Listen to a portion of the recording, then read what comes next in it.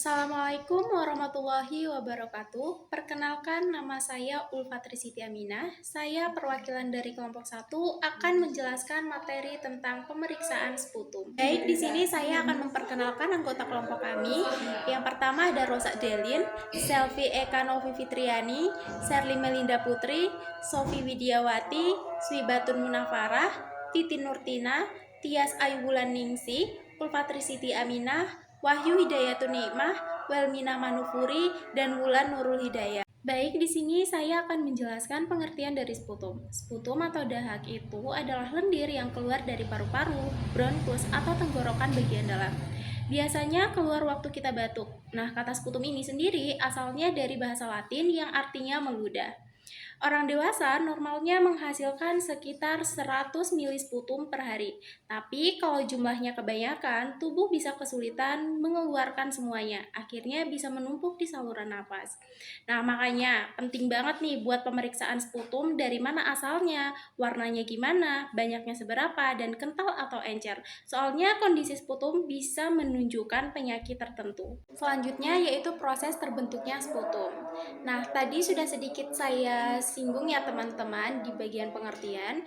Nah, untuk orang dewasa normalnya itu bisa menghasilkan sekitar 100 mili lendir atau mukus di saluran pernapasan setiap hari. Nah, lendir ini biasanya dibersihkan secara alami dengan digiring ke tenggorokan oleh rambut-rambut halus atau sila yang ada di dinding saluran napas.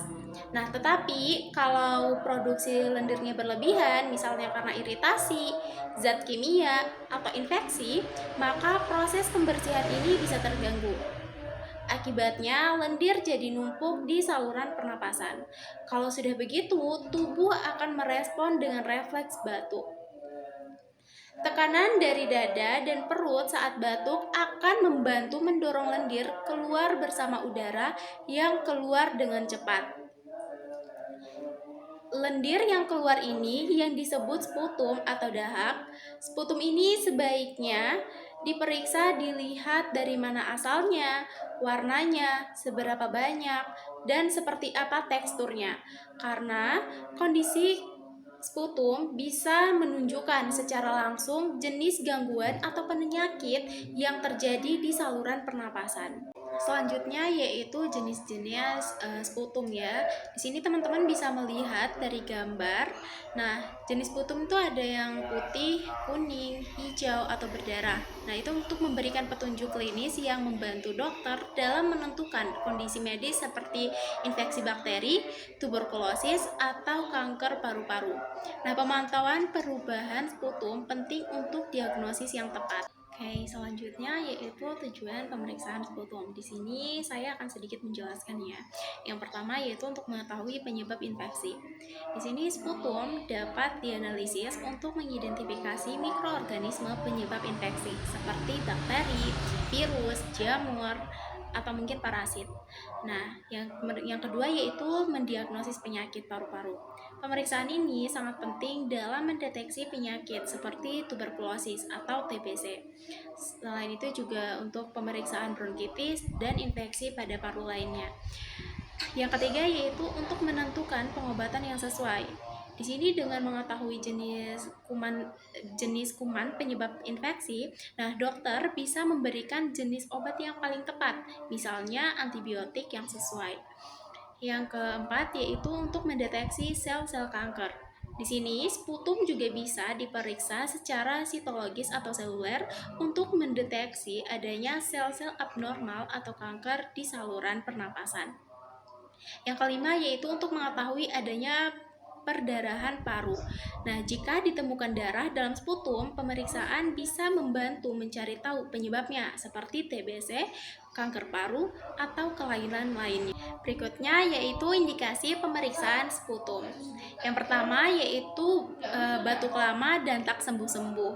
Nah, itu untuk mencari tahu apakah ada infeksi serius di saluran pernapasan. Yang kedua yaitu kecurigaan infeksi paru. Nah, di situ tuh untuk seperti kayak TBC, pneumonia atau bronkitis. Nah, di situ dahak diperiksa untuk mengetahui kuman apakah di situ penyebabnya kuman atau bukan. Yang ketiga yaitu penyakit paru kronis atau asma PPOK. untuk memantau kondisi paru dan mendeteksi infeksi tambahan. Yang keempat yaitu dahak bercampur darah, hemoptitis bisa jadi tanda infeksi berat seperti TBC atau kanker, jadi perlu pemeriksaan lanjutan. Yang kelima yaitu pemantauan pengobatan, khususnya pada pasien TBC untuk melihat apakah pengobatannya itu berjalan efektif atau tidak. Yang keenam adalah deteksi sel kanker paru melalui pemeriksaan sel-sel abnormal dalam sputum. Berikutnya ada nilai normal sputum ya. Di situ teman-teman bisa lihat sendiri di tabelnya. Untuk normalnya warnanya itu jernih atau putih, kandungan itu hanya sedikit lendir atau tanpa lendir yang berlebihan. Makna klinisnya itu saluran pernapasan dalam keadaan sehat tanpa adanya infeksi atau gangguan. Nah, jika sputum berubah warna atau konsistensinya, ini bisa menunjukkan adanya masalah medis yang memerlukan perhatian lebih lanjut. Selanjutnya, metode pemeriksaan sputum. Metode pemeriksaan sputum adalah prosedur yang digunakan untuk menganalisis sampel dahak atau lendir yang dikeluarkan dari saluran pernapasan. Nah, pemeriksaan ini penting untuk mendeteksi infeksi atau penyakit paru-paru seperti tuberkulosis atau TB, pneumonia, atau kanker paru-paru. Nah, berikut ada beberapa metode pemeriksaan sputum yang sering digunakan. Yang pertama adalah pemeriksaan mikroskopis. Nah, sedikit saya jelaskan ya. Yang pertama itu adalah pewarna gram. Digunakan untuk mengidentifikasi jenis bakteri penyebab infeksi berdasarkan perbedaan struktur dinding sel bakteri atau gram positif dan gram negatif. Nah, yang kedua yaitu pewarna Zinn-Nelson. Digunakan untuk mendeteksi mikrobakterium tuberkulosis, bakteri penyebab tuberkulosis yang tahan terhadap pewarna asam dan alkohol. Nah, yang kedua yaitu pemeriksaan kultur bakteri. Nah, sampel sputum ini ditumbuhkan di media kultur untuk mengidentifikasi jenis bakteri atau mikroorganisme penyebab infeksi. Ini tuh dapat membantu dalam menentukan patogen dan menguji resistensi antibiotiknya. Yang ketiga yaitu pemeriksaan PCR. Pemeriksaan ini mendeteksi DNA atau RNA patogen seperti mikrobakterium, tuberkulosis, atau virus pernapasan. Nah, PCR ini lebih cepat dan sensitif dibandingkan kultur bakteri. Yang keempat yaitu pemeriksaan sitologi. Nah, untuk pemeriksaannya itu mendeteksi sel abnormal dalam sputum yang dapat mengindikasikan adanya kanker paru-paru atau kondisi lainnya.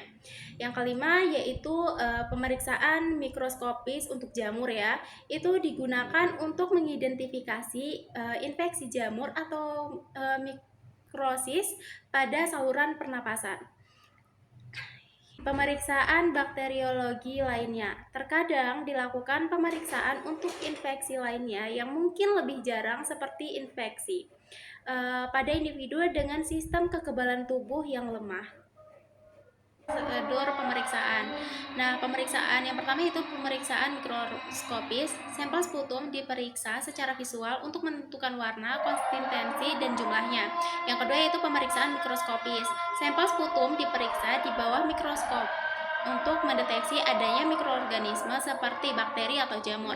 Yang ketiga yaitu pewarna. Sampel sputum dapat diwarnai dengan pewarna tertentu untuk memudahkan identifikasi mikroorganisme. Yang keempat yaitu kultur. Sampel sputum dapat dikultur untuk menumbuhkan mikroorganisme dan menentukan jenisnya. Di sini saya akan menjelaskan sedikit.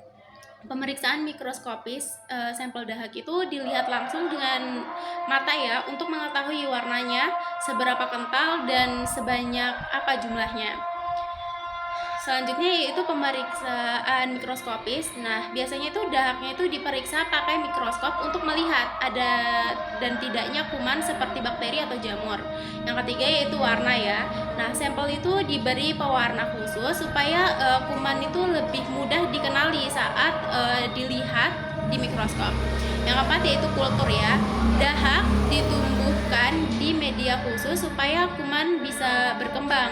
Lalu dilihat jenis kuman apa yang ada di dalamnya. Itu kekurangan dan kelebihannya. Jadi di sini kita bahas dulu kelebihannya ya. Yang pertama itu gampang dan gak nyakitin. Cuman perlu batuk dalam, gak pakai alat aneh-aneh. Yang kedua itu murah meriah. Jadi gak perlu biaya besar. Cocok buat screening TB ya.